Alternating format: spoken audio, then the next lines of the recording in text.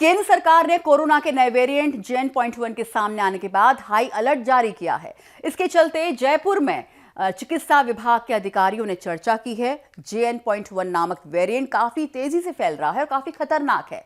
आपको पूरा मामला विस्तार से बताते हैं। देश में बढ़ते कोरोना के मामले को लेकर केंद्र सरकार हाई अलर्ट पर है। इसको लेकर केंद्रीय स्वास्थ्य मंत्री मनसुख मांडविया कल वीडियो कॉन्फ्रेंस के माध्यम से देश के सभी राज्यों के चिकित्सा विभाग के अतिरिक्त मुख्य सचिव, प्रमुख सचिव और सचिवों के साथ बैठक करेंगे। इसको लेकर जयपुर में भी बुधवार को चिकित्सा विभाग के अधिकारी कॉन्फ्रेंस में हिस्सा लेंगे। बढ़ते कोरोना के आंकड़ों को देखते हुए चर्चा करेंगे। देश के केरल में कोरोना के नए वेरिएंट JN.1 के सामने आने के बाद लगातार केरल में कोरोना के मरीज काफी बढ़े हैं। इसके बाद केंद्र सरकार अलर्ट मोड पर आ गई है। उसको देखते हुए केंद्र सरकार बुधवार को राज्य के चिकित्सा विभाग से जुड़े हुए सभी अधिकारियों से प्रेस कॉन्फ्रेंस के जरिए कोरोना की परिस्थिति को लेकर समीक्षा करेगी। जयपुर में भी अतिरिक्त मुख्य सचिव चिकित्सा विभाग शुभ्रा सिंह सहित कई चिकित्सा अधिकारी मौजूद रहेंगे, जहां कोरोना की रोकथाम के लिए विशेष प्लान तैयार किया जाएगा। नए वेरिएंट से इतने लोगों की हुई मौत कि हाल ही में केरल में कोरोना का एक नया वेरिएंट मिला है, जिसे JN.1 का नाम दिया गया है। इसके मामले वहां पर लगातार तेजी से बढ़ रहे हैं। कई लोग इससे संक्रमित हो चुके हैं और कुछ की मौत भी हो गई है।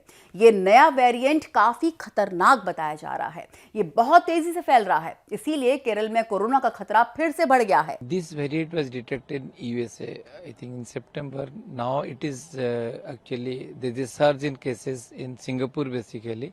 Last week they have detected 56,000 of cases, mostly that JN.1 that substrain, and this is basically subvariant of BA 2.86. So it is spreading faster, but and it is even evasive action also. That's the reason so many people are getting affected, but mostly it is a mild disease, because out of that 56,000 only 350 required hospitalization, only 9 in the ICU, and so the case number is not at least in the hospitalization impact in the hospital is not that great. India, the first case as per Dr. N.K. Arora, there are some cases detected since November, but so far we didn't have a big impact on the number of cases going up. There are 312 cases detected, I think, Sunday today. So case detection is still low. Even this trend comes and there is a big surge in number of infected cases, but 99.9% or 99.5% will be undetected or very minimal symptoms. Only 0.5% will be requiring some assistance. Hospitalization and particularly ICU hospitalization chances will be very low.